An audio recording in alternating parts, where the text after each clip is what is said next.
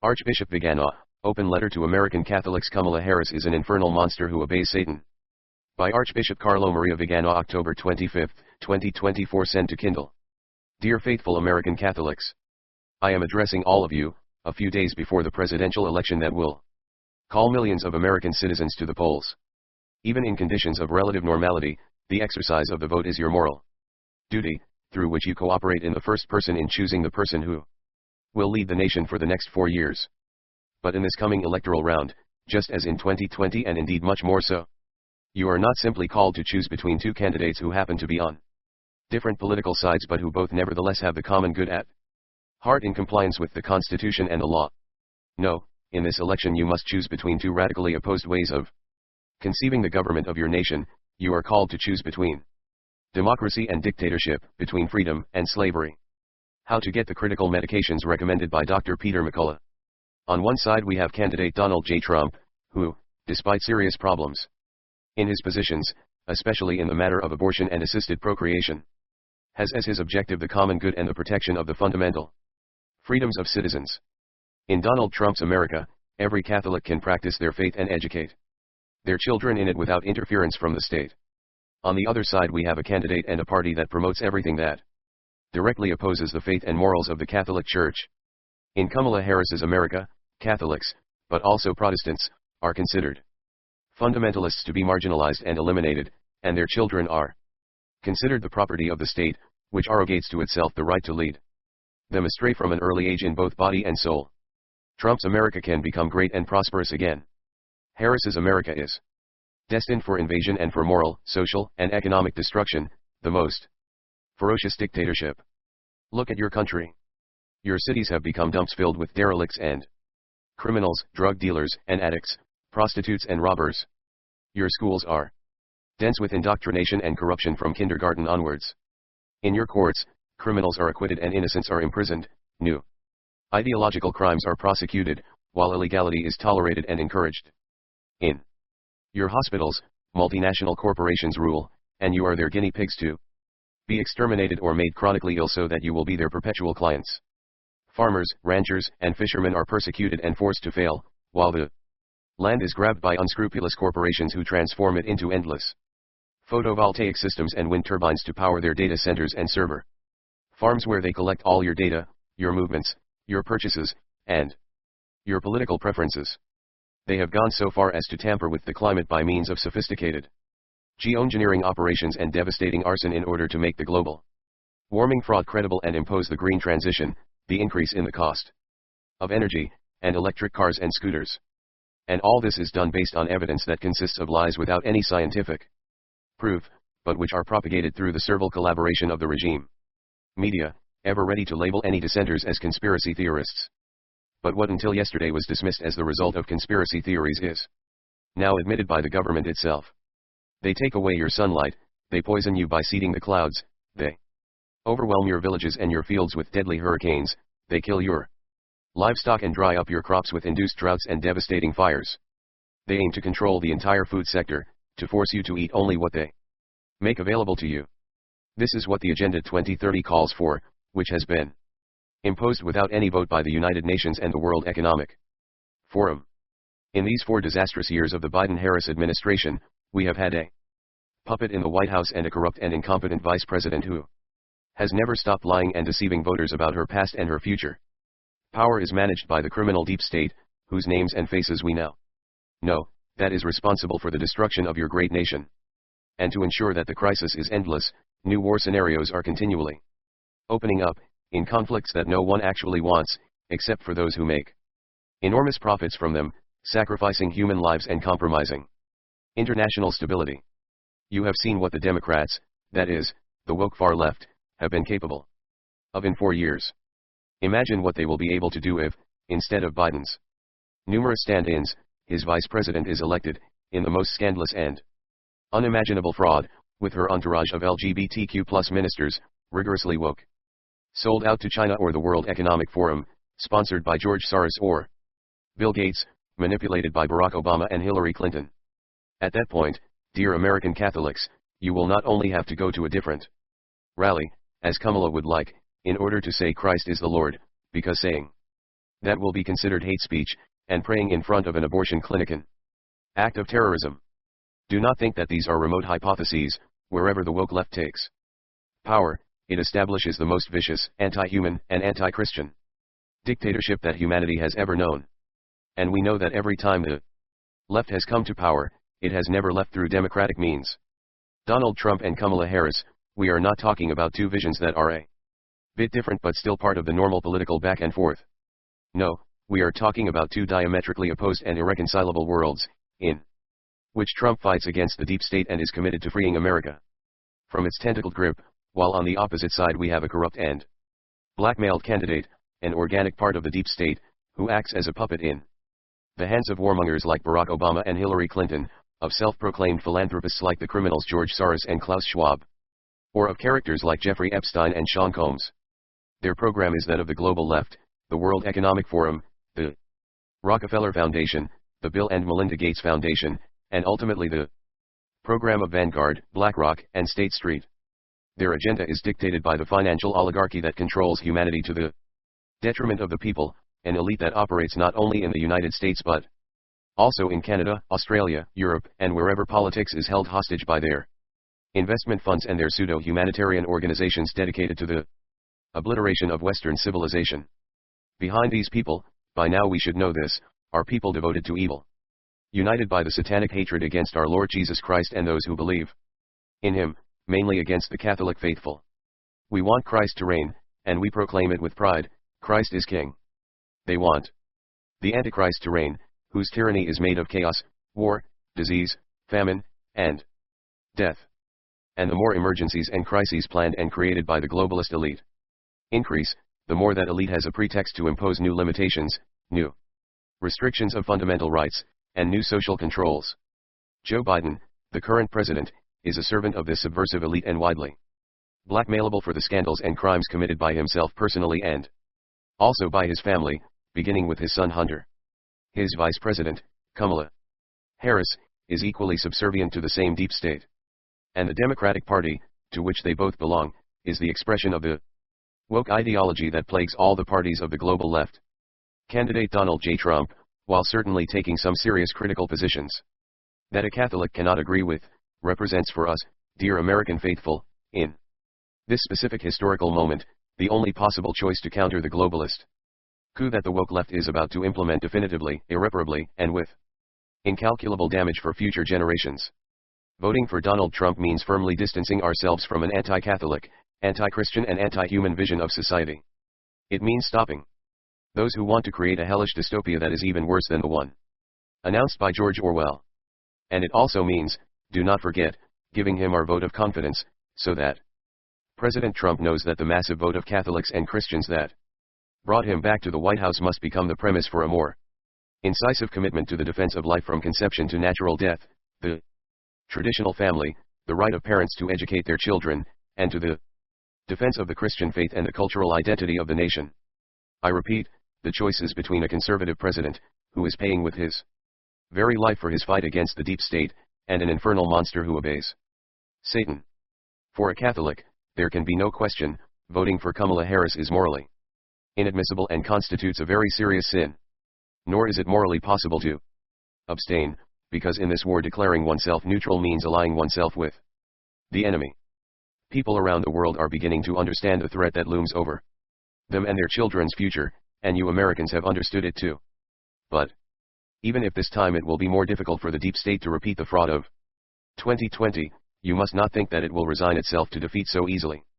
Let us therefore prepare to prevent possible attacks and civil war scenarios from being used to impose martial law and new restrictions, after the attempts on his life from which President Trump providentially escaped.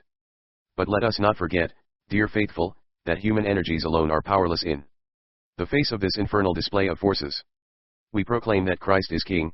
This means that our Lord must return to reign, and the first way to make him reign is by obeying his holy law and living in his grace.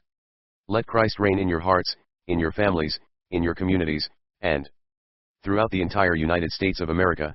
This is the only way to peace, harmony, and prosperity for your nation. Think of how many of you Catholics there are in the United States. Vote without hesitation, and pray that our Lord will enlighten American citizens in making their choice and grant victory to those who, at least, have no problem proclaiming that Christ is Lord. May God bless you all, and may the Virgin of Guadalupe, she who is the patroness of the United States and all the Americas, and Saint Michael the Archangel, protect you. Carlo Maria Vigano, Archbishop, former Apostolic Nuncio to the United States of America. All right, so today we're diving into some pretty choppy waters, I'd say. Yeah. You know, those political waters. Right. You sent us this open letter from Archbishop Carlo Maria Vigano. Oh, yeah. The former papal ambassador to the U.S. Mm-hmm. And it's really making waves among American Catholics in this election. Right. He's talking directly to voters in this letter. And let me tell you, he is not mincing words. No, he's not. So maybe we can start with this. Yeah. How does Vigano set up this election? Well, it's fascinating how he presents it as this monumental clash, you know, not just between two candidates, Right, but between like two completely different visions for America. Yeah. Almost like a spiritual battle for the soul of the nation. Yeah, he paints a stark contrast, doesn't he? He does. On one side, you've got Trump, who the Vigano aligns with freedom and democracy. Mm-hmm. And on the other, there's Kamala Harris, who he warns will lead America down a path toward dictatorship and destruction. Yeah. It's intense. It's pretty dramatic. Yeah. And this framing is really key to understanding his whole argument. You know? Okay. He's appealing to a deep-seated fear among some voters, especially, you know, those who feel like traditional values and ways of life are under attack. He even goes as far as comparing Harris to a biblical infernal monster. Right. Which is some pretty strong language. It is. You don't hear that very often. No, not really. Especially not from religious figures, you know. Yeah. Throwing those kinds of terms around in politics. It's striking, isn't it? And it really highlights the emotional weight he's trying to attach to this election. Yeah. He's essentially saying that a vote for Harris is a vote against God and everything good. But it gets interesting. Okay. Because Vigano doesn't shy away from acknowledging that Trump has, in his words, serious problems. Yeah. He even points to specific issues like abortion and assisted procreation. Right. Where Trump's stance goes against Catholic teachings. Yeah, and this is where we start to see the complexities of his position. He seems to be suggesting that despite these serious problems, Trump is still the better choice for Catholics. Yes.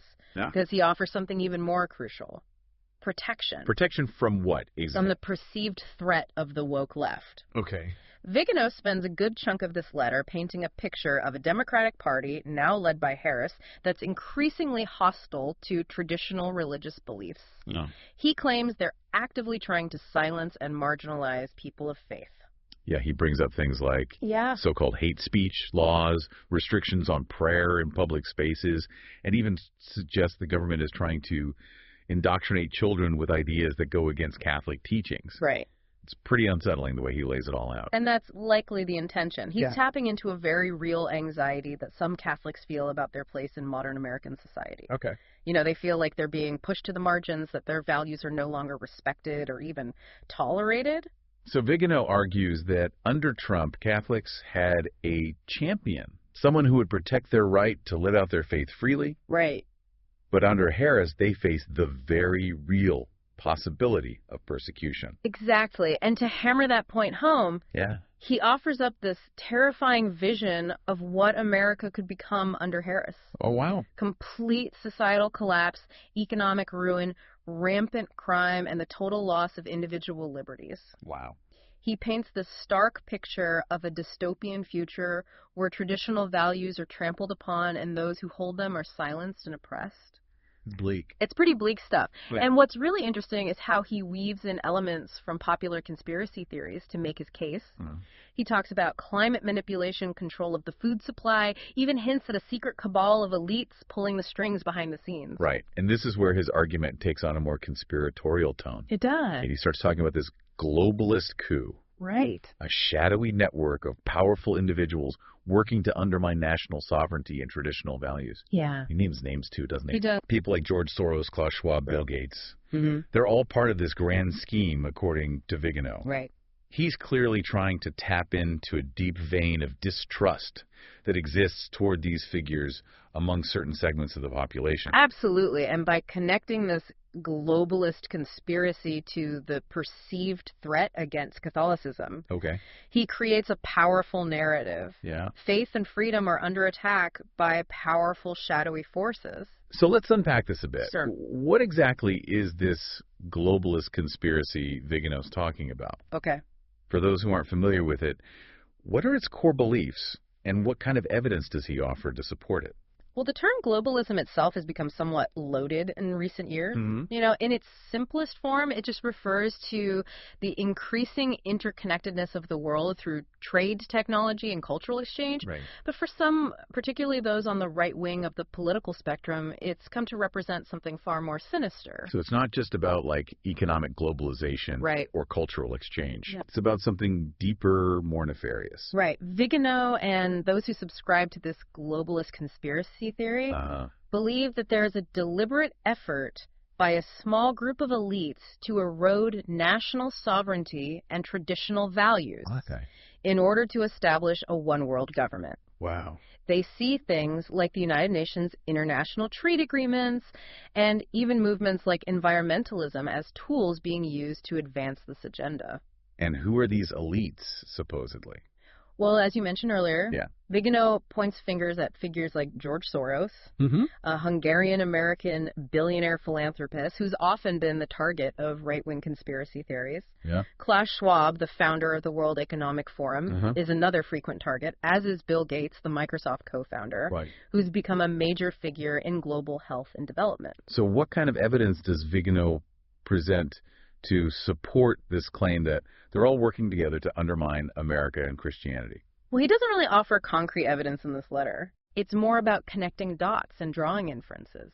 Okay. You know, he points to things like Soros' support for liberal causes, Schwab's talk of a great reset of the global economy, and Gates' work on vaccines as evidence of their nefarious intentions.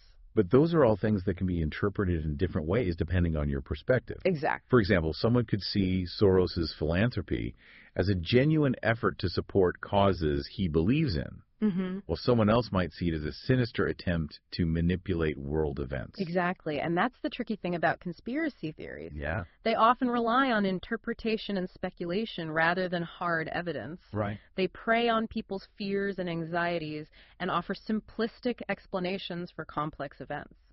So in Vigano's worldview, this globalist conspiracy is the driving force behind the perceived threats to Catholicism and American values. Right. It's not just a political battle, it's a spiritual war against evil forces. That's right. And this framing sets the stage for his dramatic call to action for American Catholics, which we'll delve into further in the next part of our deep dive. All right, sounds good. And this is where his letter takes kind of a decisive turn. You know, he doesn't just warn against this looming threat. He issues like a direct call to action for American Catholics, and it's a call rooted in morality and spiritual duty. He's not holding back, that's for sure. No, he's not. He goes as far as saying that voting for Harris would be a very serious sin for Catholics. Right. Those are strong words. Yes, and they reflect the urgency and gravity he's trying to convey. You know, he's framing this election as a spiritual battle with eternal consequences. So he's essentially saying that Catholics have a moral obligation to vote for Trump, even with those serious problems he acknowledged earlier. That's the crux of his argument. Okay. He seems to believe that the threat posed by Harris and the woke left is so great that it outweighs any other concerns. Yeah. He's essentially arguing for a lesser of two evils approach. But how do you think that message will resonate with Catholic voters? Right. Not all Catholics are single-issue voters. Of course not. And many might find Trump's policies on things like immigration, healthcare, or the environment to be at odds with their faith as well. You're right. It's a complex issue. Yeah. And Vigano's stance is likely to alienate some Catholics who are already uncomfortable with the politicization of religion. Right. You know, they might see this letter as an overreach, an attempt to dictate their voting choices based on a very specific interpretation of Catholic teaching. It's almost like he's saying, if you're a true Catholic, you have no choice but to vote for Trump. Right. That's a lot of pressure to put on people. It is. Especially in such a divisive political climate. Absolutely. And it raises questions about the role of religious leaders in political discourse. Okay. You know, should they be using their platforms to endorse specific candidates or advocate for particular policies? Or should they focus on broader moral principles and leave it to individuals to decide how those principles apply to their political choices? Yeah, there's no easy answer to that question. Right. But it's clear that Vigano's letter is going to spark some intense debate within the Catholic community. Oh, absolutely. And it's not just about internal Catholic debates. Right. This letter has the potential to further fuel political divisions within the broader American society. Absolutely. By framing the election in such stark moralistic terms. Yeah. It reinforces the us versus them mentality that's already so prevalent. And that kind of rhetoric can be dangerous. Yeah. You know, it leaves little room for dialogue, compromise, or even just respectful disagreement. Right. And it's worth noting that Vigano's views don't necessarily represent the majority of American Catholics. That's an important point. Yeah. Polls consistently show that Catholic voters are pretty evenly split between the two major parties. Mm-hmm. And their views on issues like abortion, same-sex marriage, and immigration are quite diverse. So while Vigano's letter might grab headlines and stir up controversy, it's important to remember that it's just one perspective within a much larger and more complex conversation. Exactly. And as we head into the final weeks before the election, right, it's crucial to be aware of the different voices and perspectives shaping the political landscape. Yeah. You know, we need to be able to discern fact from fiction, to critically evaluate the information we're consuming, and to engage in thoughtful dialogue about the issues that matter most to us. That's a great point. Yeah. It's easy to get swept up in the emotional rhetoric of election season. It is. Especially when it comes from someone as authoritative as a religious leader. For sure. But we have a responsibility to think for ourselves. Right. To question assumptions and to make informed decisions based on our own values and understanding. Absolutely, and that's what true civic engagement is all about. You know, not just voting, but actively participating in the process, engaging with different viewpoints, and holding our leaders accountable. And this deep dive into Vigano's letter is just one piece of that puzzle. Exactly. It gives us a glimpse into a particular worldview, a particular set of concerns and anxieties that are shaping the political choices of some American Catholics. And by understanding those concerns, we can have a more nuanced and productive conversation about the role of faith in politics, the challenges of navigating a rapidly changing society, and the importance of finding common ground even in the midst of deep divisions. So as we wrap up this part of our deep dive, it's worth reflecting on what we've learned so far. Sure.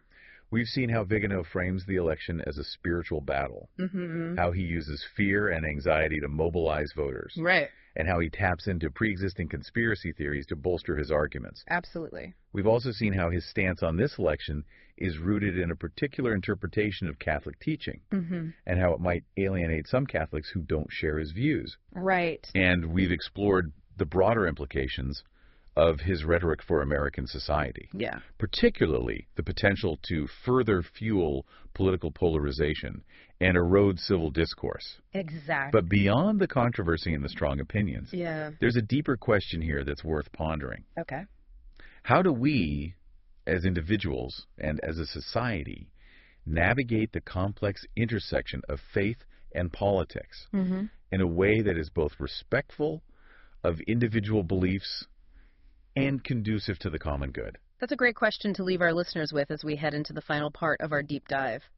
You know, it's interesting. Yeah. As intense and controversial as Vigano's letter is, it does raise some important questions about the role of faith in a person's political decisions. It really gets to the heart of how individuals grapple with these big, complex issues. Yeah. Especially in a society as diverse as ours. Vigano seems to be arguing that for Catholics, their faith should be the primary lens through which they view everything. Right. Including politics. And he takes it a step further, saying that to stray from his interpretation of what that means is a sin. Wow. He's essentially drawing a line in the sand, saying there's only one right way for a faithful Catholic to vote in this election. But is it really that simple? Well, I mean, American Catholics come from all walks of life. Sure. They have different backgrounds, different experiences, different interpretations of their faith. Right. Can one letter really speak for all of them? That's the key point here. Yeah. Faith is deeply personal, while the Church provides teachings and guidance. Right.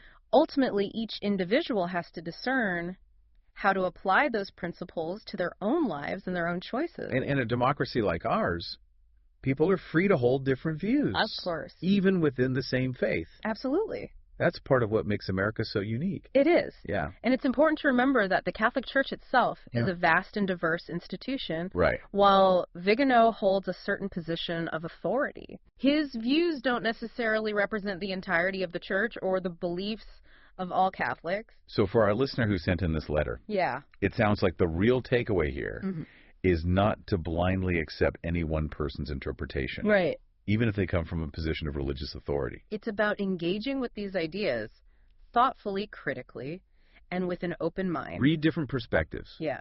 Consider various arguments. And ultimately make a decision that feels aligned with your own values and your own understanding of your faith. Exactly. And remember, participating in the political process is more than just casting a vote. Right. It's about engaging in dialogue, being informed about the issues, and advocating for the things you believe in. And sometimes it's about asking tough questions. Yeah. Even of those we respect or admire. For sure. Just like we've done with this deep dive into Vigano's letter. Right. We haven't shied away from the challenging aspects. Yeah. But we've also tried to present a nuanced and balanced perspective. It's about looking